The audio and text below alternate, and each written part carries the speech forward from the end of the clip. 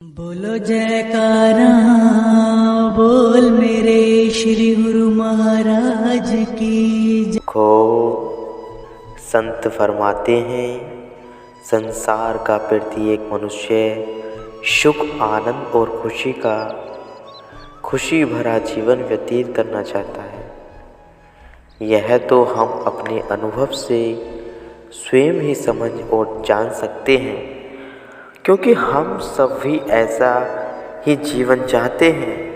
किंतु सुख आनंद की चाहना रखते हुए भी संसार का प्राय प्रत्येक मनुष्य दुखी है, अशांत है, परेशान है।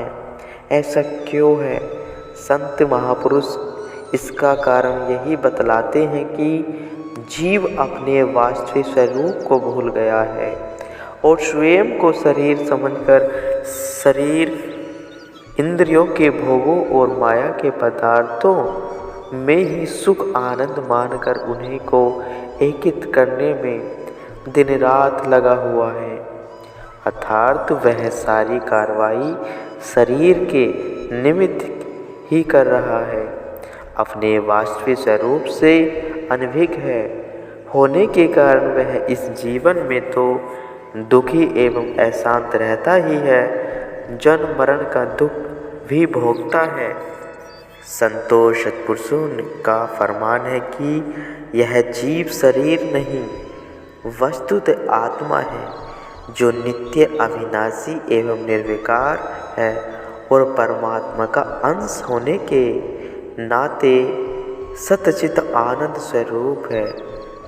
परंतु माया के वशीभूत होकर और अपने आत्म स्वरूप को भूलकर वह स्वयं को शरीर समझ बैठा है, इसलिए दुखी एवं परेशान हो रहा है। काकभूषण जी गरुड़ जी के प्रति कथन करते हैं, ईश्वर अंश जीव अविनाशी, चेतन अमल सहज सुखराशि, सो माया वश बहु गोसाई, वंध्य हो कीर मरकट के नाही, जड़ चेतन ग्रंथ परिकाई, यद्यपि मृत से छूटे कटनाई, तब ते जीव भयउ संसारी, छूट न ग्रंथे न होई सुखारी। तो जीव ईश्वर का अंश है, अतएव अविनाशी, चेतन निर्मल स्वभाव से ही सुख का भंडार है। परंतु हे गोसाई, वह माया के वशीभूत होकर तोते और वानर की भांति अपने आप ही बंध गया है। इस प्रकार जड़ शरीर और चेतन आत्मा में ग्रंथि गांठ पड़ गई है।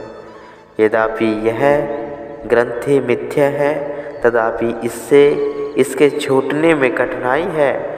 तभी से जीव संसारी अर्थात संसार में आने जाने वाला और जन्म जन्म मरने वाला हो गया है।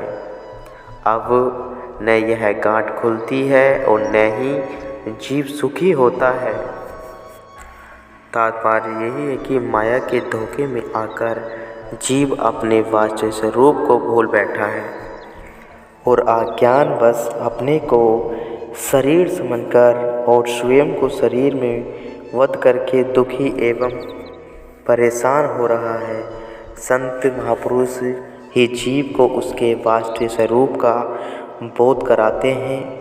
जब महापुरुषों के वचन मानकर वह अपने वास्तविक स्वरूप अर्थात आत्मस्वरूप में स्थित हो जाता है, तो फिर वह जीवन मुक्ति का आनंद प्राप्त करता है। उसका जीवन सुखी एवं आनंद से भरपूर हो जाता है।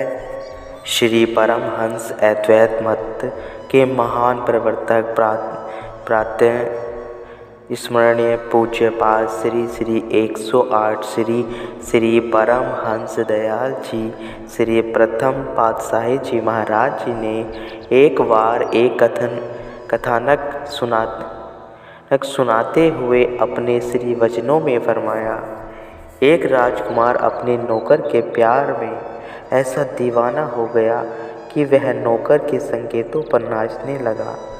नौकर जो कुछ भी कहता वह वहीं कुछ करता। नौकर से अपना काम लेने की अपेक्षा वह उल्टा नौकर की ही सेवा करने लग गया। यह बात जब राजा को ज्ञात हुई तो उसने राजकुमार को बुलाकर समझाया, परंतु राजकुमार पर राजा की बातों का तनिक भी प्रभाव न हुआ।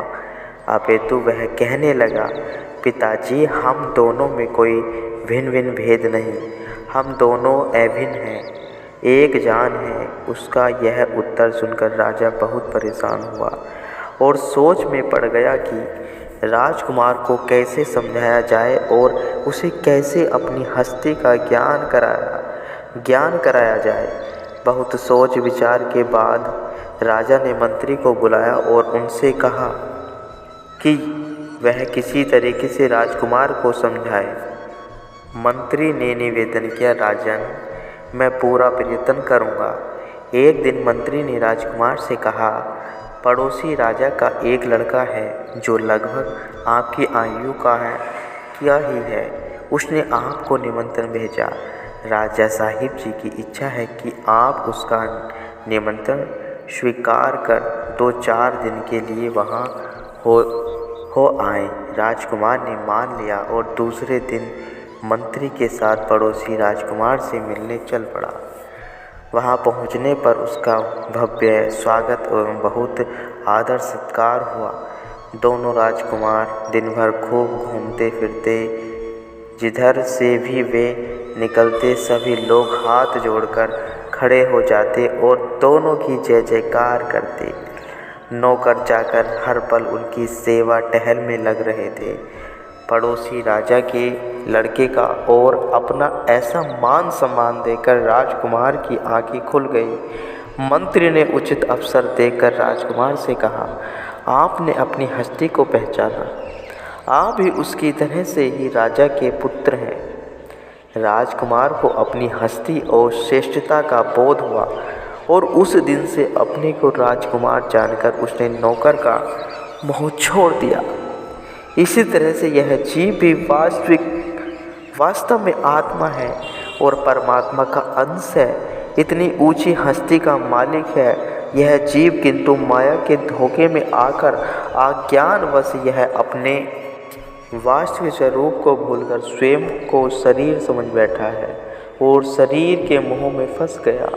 महापुरुष ही जीव के इस अज्ञान की निवृत्ति करते हैं और जीव को उसके वास्तविक स्वरूप का बोध कराते हैं। महापुरुषों की कृपा से जब जीव अपने वास्तविक स्वरूप में स्थिर हो जाता है तो फिर जीवन मुक्त होकर सच्चे सुख आनंद को उपलब्ध हो जाता है। महर्षि अष्टावक्र जी राजा जनक को उपदेश करते हुए फरमाते हैं, हे राजन, यदि तू देह से आत्मा को पृथक विचार कर अपने आत्म स्वरूप में स्थिर हो जाएगा तो उसी समय तू बंधन से मुक्त होकर सुख शांति को प्राप्त कर लेगा। गुरुमुखो।